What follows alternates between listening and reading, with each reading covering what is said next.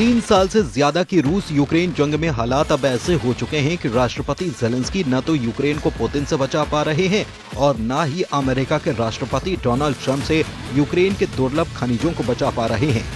बीते 48 घंटे राष्ट्रपति ट्रंप ने जो संकेत दिए हैं उससे साफ हो चुका है कि अमेरिका यूक्रेन की तबाही पर अब आंखें मूंद चुका है।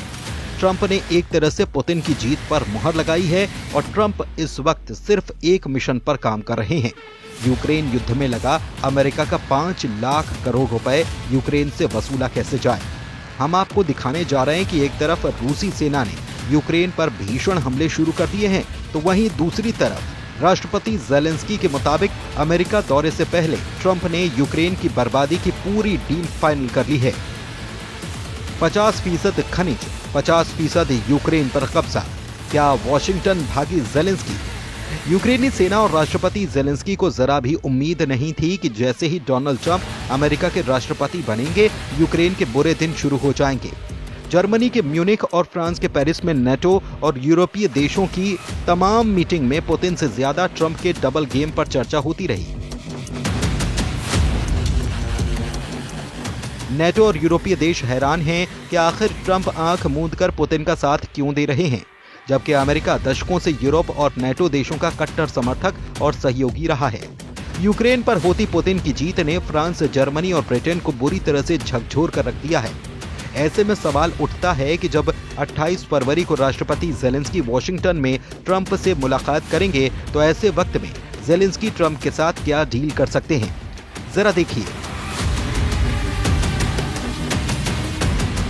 एक तरफ रूसी सेना ने यूक्रेन पर भीषण हमले किए हैं, तो वहीं दूसरी तरफ रूस की बोली बोलते हुए अमेरिका ने यूक्रेन के साथ साथ यूरोप और नेटो देशों के होश उड़ा दिए हैं। अब ऐसे लगने लगा है कि यूक्रेन के राष्ट्रपति ज़ेलेंस्की दो तरफा दबाव को झेल नहीं पा रहे हैं और अब मजबूरी में ट्रंप के सामने एक तरह से सरेंडर करने जा रहे हैं। पश्चिमी मीडिया के दावों के मुताबिक राष्ट्रपति ज़ेलेंस्की 28 फरवरी के दिन शुक्रवार को अमेरिका की राजधानी वॉशिंगटन डीसी में राष्ट्रपति ट्रंप के साथ मीटिंग करने जा रहे हैं। दावा किया जा रहा है कि डोनाल्ड ट्रंप की नीति के आगे आखिरकार यूक्रेन के राष्ट्रपति वोलोदिमीर ज़ेलेंस्की ने घुटने टेक दिए हैं। खबरों के मुताबिक यूक्रेन ने अमेरिका के साथ खनिज सौदे यानी कि दुर्लभ खनिजों से जुड़े सौदों पर सहमति जता दी है। इस सौदे की कीमत $500 बिलियन बताई जा रही है, जिसे रूस के साथ युद्ध समाप्त करने की वार्ता से पहले यूक्रेन के द्वारा अमेरिका को अपने पक्ष में लाने के तरीके के रूप में देखा जा रहा है।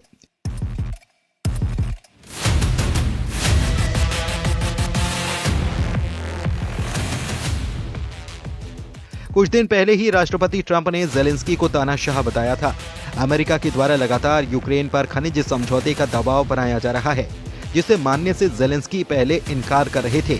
हालांकि अब इस दबाव के आगे यूक्रेन के राष्ट्रपति झुक गए हैं। द सन की रिपोर्ट के मुताबिक शुक्रवार को ज़ेलेंस्की व्हाइट हाउस का दौरा करने वाले हैं। इस मामले को लेकर अमेरिकी राष्ट्रपति डोनाल्ड ट्रंप का कहना है कि हाँ, मैंने सुना है कि ज़ेलेंस्की शुक्रवार को यहाँ पर आ रहे हैं। निश्चित रूप से ये बहुत अच्छा है अगर वे चाहें और शायद वो हमारे साथ सौदा करेंगे। मेरा मानना है कि वो बहुत बड़ा समझौता होगा। मैं समझता हूँ, जैसा कि आप पोलिंग में देख सकते हैं कि अमेरिका के लोग बेहद खुश हैं। आपको मालूम है कि बाइडेन कॉटन कैंडी की तरह पैसे को इधर उधर बांट रहे थे। ये बड़ा समझौता होगा, ये $1 ट्रिलियन का सौदा हो सकता है। इधर दूसरी तरफ नेटो सेनाएं रूस के मुकाबले के लिए जोर शोर से तैयारियां कर रही हैं। खबरों के दावों के मुताबिक जब से यूरोप और नेटो देशों को एहसास हुआ कि ट्रंप किसी भी कीमत पर अब रूस के खिलाफ सख्त कदम नहीं उठाएंगे, उसके बाद से यूरोपीय देशों ने अपने दम पर नया मोर्चा खोल दिया। अब सवाल ये उठता है कि अमेरिका के बिना ये नेटो और यूरोपीय देश रूस के खिलाफ क्यों खड़े हुए हैं, जरा इसे भी समझ लीजिए। अमेरिका ने मंगलवार यानी कि 25 फरवरी को संयुक्त राष्ट्र महासभा में यूक्रेनी प्रस्ताव के खिलाफ रूस के समर्थन में वोटिंग की, जिससे कि यूक्रेन के साथ साथ यूरोप के होश फाख्ता हो गए हैं। यूक्रेन ने रूस के साथ युद्ध को 3 साल पूरे होने पर यूएन में एक प्रस्ताव पेश किया था।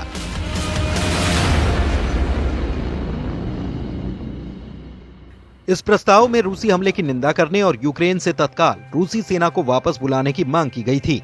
अमेरिका ने अपनी पुरानी नीतियों के उलट रूस के समर्थन में और यूरोपीय देशों के खिलाफ जाकर प्रस्ताव के विरोध में मतदान कर दिया। प्रस्ताव का समर्थन करने वालों में जर्मनी, ब्रिटेन और फ्रांस जैसे प्रमुख यूरोपीय देश अमेरिका के स्टैंड से भौंचक के रह गए। अमेरिका ने भी यूएन में 3 पैराग्राफ का प्रस्ताव पेश कर दिया। इसमें न तो रूसी हमले का जिक्र था और न ही किसी तरह की निंदा की गई। अमेरिका के इस कदम से यूरोपीय देशों को तगड़ा झटका लगा।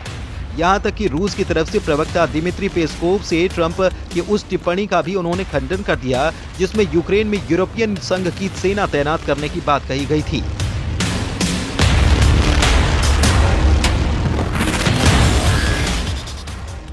यानी कि पुतिन का रूस जंग के मैदान से लेकर जंग की डील दोनों ही मोर्चों पर भारी पड़ रहा है, जिसे नेटो देश बर्दाश्त नहीं कर पा रहे हैं। इन्हीं हालातों को देखकर ज़ेलेंस्की ने खुफिया इनपुट के आधार पर दावा किया है कि रूस हर हाल में नेटो देशों पर हमला करने जा रहा है, जिसके लिए रूस ने उत्तर कोरिया के साथ मिलकर 1.5 लाख सैनिकों की स्पेशल फोर्स तैयार कर ली है। जरा देखिए ज़ेलेंस्की क्या क्या दावे कर रहे हैं। ब्रिटिश अखबार द गार्जियन पर यूक्रेन के राष्ट्रपति ज़ेलेंस्की ने सनसनीखेज दावा किया। ज़ेलेंस्की ने दावा किया कि रूस अतिरिक्त 1.5 लाख सैनिकों की तैनाती नेटो देशों के बॉर्डर पर करने जा रहा है। यूक्रेनी राष्ट्रपति वोलोदिमिर ज़ेलेंस्की ने दावा किया है कि रूसी सेना तेजी से बढ़ेगी।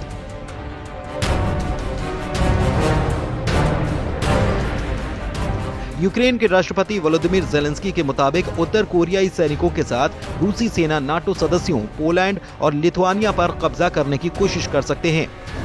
रूसी ब्रॉडशीट अखबार प्रावादा के मुताबिक खुफिया जानकारी से पता चला है कि रूस 2025 में अपनी सेना को 12 से 15 डिवीजनों तक आगे बढ़ाने की योजना बना रहा है, जिसका अनुमान है कि इसमें लगभग 1.5 लाख सैनिक शामिल होंगे।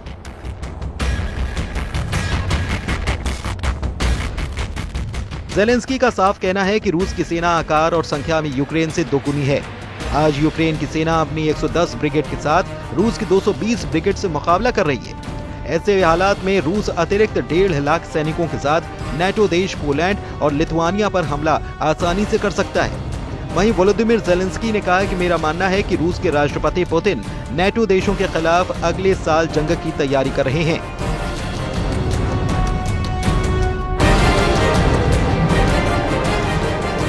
लेकिन मुझे नहीं पता, आपको मालूम है कि 100% जानकारी नहीं है। भगवान करे हम पुतिन को रोक सकें। रूस ने रात भर में लगभग 200 ड्रोन से यूक्रेन पर हमले किए। मुख्य रूप से कीव इलाके और पूर्व में पावर सेंटर को निशाना बनाया गया। अब ऐसे हालात में अगर ट्रंप भी यूक्रेन के 50% दुर्लभ खनिजों पर कब्जा कर लेंगे तो यूक्रेन के पास बचेगा क्या? क्योंकि पुतिन तो किसी भी कीमत पर यूक्रेन के कब्जाए इलाके को नहीं छोड़ने वाले।